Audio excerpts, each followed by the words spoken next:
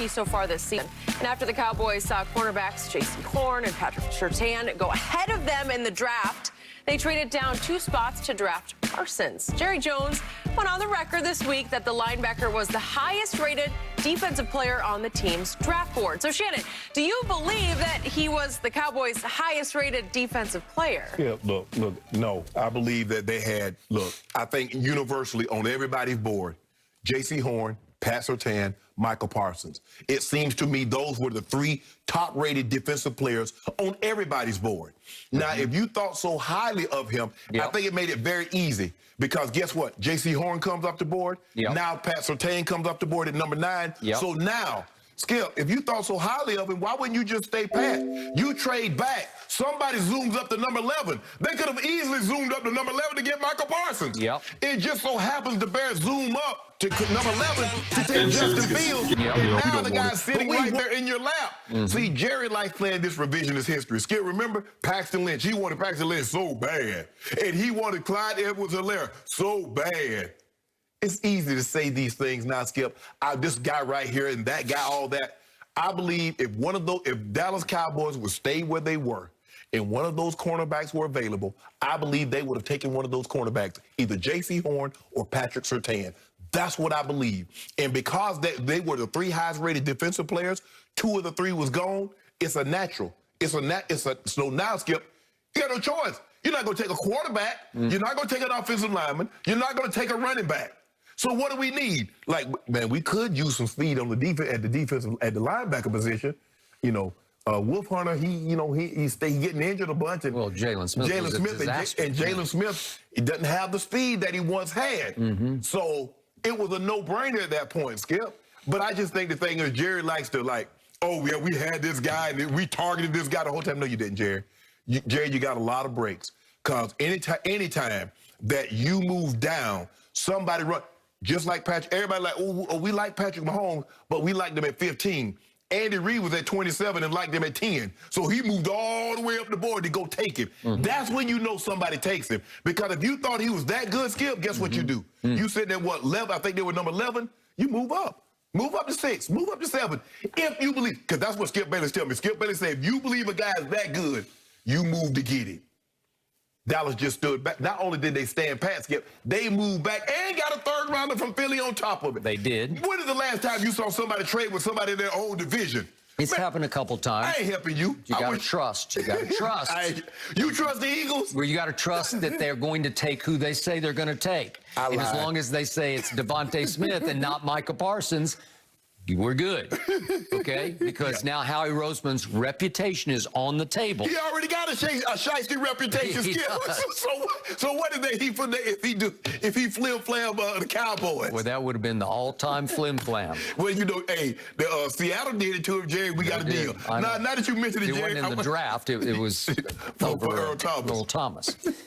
Okay, first of all, I've got to comment on what delicious irony I'm seeing in this development, because my man, the Hall of Famer across from me, said before the draft, best defensive player on anybody's board should be Micah Parsons. It wasn't even close to me, though, Skip. Who opted out his final year at Penn State, so we did not get to see him for a while, out of sight, a little bit out of mind. I only knew him in flashes and bursts from the previous season. And I liked what I saw. And I did not argue with you over he just well might be have the highest potential of anybody on the board. But I told you I need a cornerback. Jerry Jones decided we need a cornerback. So I was fine with, and I'm going to remind you that you had issues with what had happened in the previous draft because they did not need CeeDee Lamb. Right? Yes. It was the classic, he's the highest player by far left on our board because they had CeeDee Lamb 6th on their board. And all of a sudden, they're sitting at 17 and he's falling and he's falling and he's falling. And all of a sudden, the Falcons take that A.J. Terrell, the kid out of Clemson, the cornerback who got just annihilated in the championship game. Both of those receivers, Justin Jefferson and Chase took turns. Okay, so all of a sudden they go cornerback. And Jerry's saying, timeout. He said even his grandson, he's on the yacht, in the pandemic, even his grandson, CeeDee Lamb. And Jerry's saying, wait a second. I could have a guy who's 6th on our board and we can get him at 17. And you took issue with it and I did not, because I said he's too good to pass up at 17. He is not a need pick. He's a value pick. But what happened, Skip? What is this? What is Jerry? Jerry realized I had a chance to get Randy Moss. And I passed on him, and I took Greg Ellis. Right. So he's and like... by the way, I took issue with that before, when that happened. I said before the draft, they have to... I was actually writing in Chicago at that point. And I said the Bears have to take him first. But Dallas, if that doesn't happen, Dallas has to take him.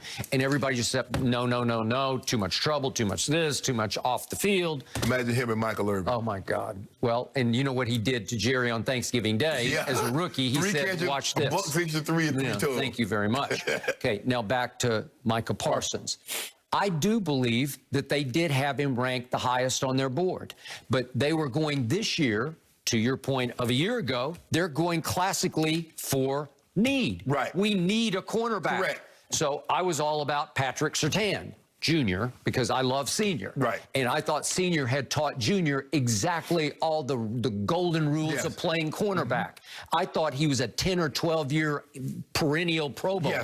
And he well might be for your Broncos. Right. Some people love J.C. Horn. I think Carolina's loving him as we speak. And by the way, all of a sudden, Carolina looks way better than I thought. Yes. And now Dallas, we're going to see Carolina tomorrow night. Dallas may be dealing with a 3-0 Carolina the following game after the Monday nighter, where you'll have a shorter week to get ready for a home game against Carolina that I chalked up as a big dub, but it might be a little dicey. It might be a little dicey. Okay, and J.C. Horn, I got it. But he's ranked down the list so far in grades, while Micah is #1 in the NFL in rookie grades over the first 2 games. Small sample size, but pretty significant. But he's been impressive. He has been impressive. Okay, so what do? Maybe they like J.C. Horn. I don't know. But what happened? Well, you know what happened. J.C. Horn goes 8th to Carolina. He's off the board. And then your team stunned me because I thought your team just would take a quarterback. Right? Because guess who's still sitting there? Well, Mac Jones is still sitting there, and Justin Fields is still sitting there. And they took Patrick Surtain, and I fell off my chair, and I rolled on the floor in agony because I said, you took our guy. Now what, Jerry? Right. Well, now what? He says, and this is dicey, but he says, I got an offer here to trade back 2 slots to go to 12 with the Eagles, who promised me, who vowed to me they only want Devontae Smith, a receiver that they needed, obviously. And he's saying, okay, but I don't know exactly about the timing of, so what about the Giants at 11? They're sitting there, your other division rivals sitting there 1 pick after you at 11. Well, they could have sat right there if they had chosen to, and guess who they could have taken? Micah Parsons. Instead, they got a first-rounder in 22, as well as a couple other smaller picks, like 5th-rounder type picks, to go all the way back to, where'd they go back to? They took Kadarius Toney. So my point is they went back into the 20s, right? Yeah, they went to 20th. So the Bears went from 20 up to 11 because they wanted Justin Fields. Well, I don't know if Jerry had the reconnaissance on that, the intel on that. I'm not sure about how it all played out, but you're risking that the Giants would suddenly sit pat and say, we want Micah Parsons.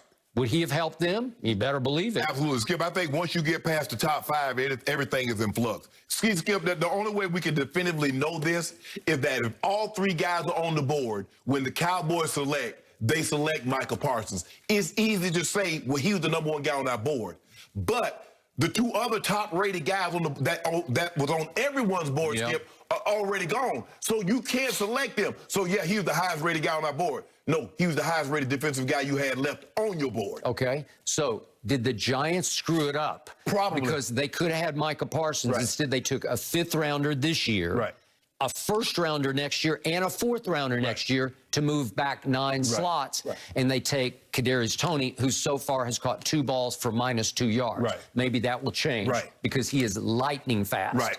But My point is, so far, not so good. But here's the thing, Skip. When you take a guy like that, when you move around like that, you better have a guy that has an idea of a way to use a Kadarius Toney. When you think about Jason Garrett, that's not his offense. He's never had a guy like that he could use in that manner. So you're asking someone that has a conventional way of thinking of doing offense to try to think outside of the box when you've never been asked to think outside of the box. So the Giants maybe have been better to stand pat and maybe get the next comparable LT. Say, could he be a guy? Not LT now. That's a whole different ballgame. Yeah, you know what LT was. I do. But I'm saying, you're talking about a guy that can not only rush the passer, that can drop in coverage, that's sudden, that can come downhill and thump. So maybe they would have been better off standing pat. But the Cowboys are glad they didn't. Not only did we get a first, get a third round of Skip, we good. We got a third round, and we still got what was going to look like to be the defensive rookie of the year. You got it. So sometimes the best draft moves are the ones you didn't mean to make. Exactly. Am I right? Exactly. So is it possible that God is now back to being a Cowboy fan? I don't know. We'll see come playoff time. And you're like, God, you did it again. Yep. You think that's going to happen? I don't. I got such As a matter, first of all, you're right. That's not going to happen because y'all not going to make it. You are in so much trouble. And now it's become blasphemy for you to say that because God is on my side, right? Yeah. Heineke rhymes with Meineke. You have bet 10 cases of Diet Dew on Taylor Heineke. Taylor. Really? Yeah, OTH. You were betting it on Jalen Hurts. Now